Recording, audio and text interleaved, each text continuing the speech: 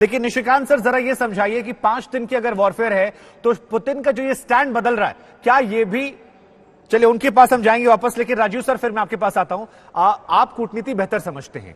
अगर ये कह रहे हैं निशिकांत जी की 5 दिन की लड़ाई जो है वो एक प्लान थी, तो क्या ये भी प्लान का हिस्सा था कि जब स्थिति ऐसी हो जाए कि बिल्कुल अलग थलग पड़ जाए यूक्रेन प्राइम मिनिस्टर प्रेसिडेंट, उस वक्त उन्हें बातचीत की टेबल पर लाया जाए ताकि हम अपनी बातें, अपनी शर्तें उन पर अच्छे से थोप सके? और क्या इसमें यूक्रेनियन प्रेसिडेंट से बातचीत संभव है? क्योंकि रूस ऐसा लग रहा है कि उन्हें हटाकर एक नई सत्ता चाहता है जो उसके हिसाब से चले।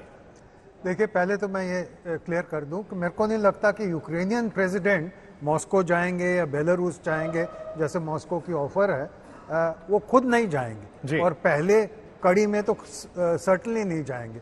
कोई उनका नेशनल सिक्योरिटी एडवाइजर या फॉरेन मिनिस्टर उनको रिप्रेजेंट कर सकता है। दूसरी चीज़ ये है, ये 5 दिन का जो है ना, ये किसी का गेस्टिमेट है। जो मॉस्को ने सोचा है वो किसी को नहीं पता है। शायद अमेरिकन CIA को पता हो, वो खैर दुनिया को अभी तक नहीं बताया है। पर इम्पोर्टेंट चीज़ ये है कि जैसे शुरू से मैं ये बार बार कह रहा हूँ कि ये पूरे किस्से में यूक्रेनियन प्रेसिडेंट की जितनी तारीफ की जाए वो कम है। वो स्टेबल नज़र आ रहे हैं, साउंड बाइट्स अपनी सोच समझ के दे रहे हैं। कभी मॉस्को रशियन भाषा में रूसियों को एड्रेस कर रहे हैं, क्योंकि वो कह रहे हैं कि ये आप क्या कर रहे हैं अपने भाइयों को, मतलब यूक्रेनियंस को युद्ध में मारने की जो कोशिश हो रही है।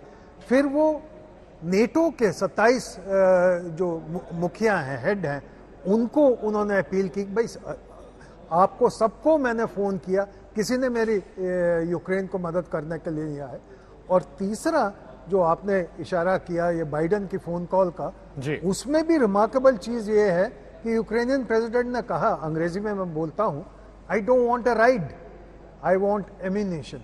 ये 2 छोटे छोटे सेंटेंसेस इतने इफेक्टिव हैं कि सारी दुनिया को पता लगेगा कि देखिए बहादुर आदमी है। ये डरपोक बन के, आपने अफगानिस्तान की बात की, अफगानिस्तान के फॉर्मर प्रेसिडेंट की तरफ अशरफ गनी नहीं है। लेकिन सर फिर मेरे 2 छोटे छोटे सवाल आपके लिए और आते हैं। पहला सवाल ये आता है कि ठीक है, आप स्टेट्समैन बन रहे हैं, आप दुनिया को मैसेज दे रहे हैं, दुनिया आपकी बहादुरी की तारीफ कर रही है, लेकिन इनका भविष्य आपको क्या नजर आ रहा है जब रूस बिल्कुल क्लियर है? और दूसरा, क्या जो बाइडेन की इमेज पर भी जो स्टेटमेंट दिया, इससे एक बड़ा डेंट नहीं किया ग्लोबल छवि में कि हम भागेंगे नहीं, आप हमें भागने का ऑफर दे रहे हैं, आपको हमारा साथ देना चाहिए था?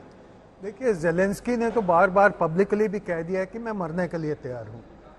अगर रशियन फोर्सेस कीव को कैप्चर कर लें तो इसको प्रिजनर बनाएं, मार दें, वो तो खैर बात की बात है, पर इसको हटाएंगे ज़रूर। सो ये वर्स्ट सिचुएशन के लिए प्रिपेयर्ड है और इसके लिए भी इनकी तारीफ करनी चाहिए। जहाँ तक बाइडन साहब का सवाल है, उनकी रेपुटेशन तो वैसे भी अंदरूनी मामलों में भी, जो डोमेस्टिक इश्यूज हैं उनमें भी उन्होंने कोई ज़्यादा ख्याति नहीं पाई। पर जिस तरह वो अफगानिस्तान से दुम दबा के भागे तो उनकी अप्रूवल रेटिंग बिल्कुल ही नीचे हो गई। कुछ लोगों के मुताबिक तो worst since world war II for any American president. अब जो कर रहे हैं वो अपने आप को कोई ख्याति बिल्कुल सर, और दुनिया के सबसे बड़ी सुपर पावर अमेरिका को कहा जाता है, और वहां के राष्ट्रपति जिसे मोस्ट पावरफुल मैन माना जाता था, वो बेबस, लाचार और भागने की बातें जब कर रहे हैं तो क्या मैसेज आ रहा है, वो भी दिलचस्प है।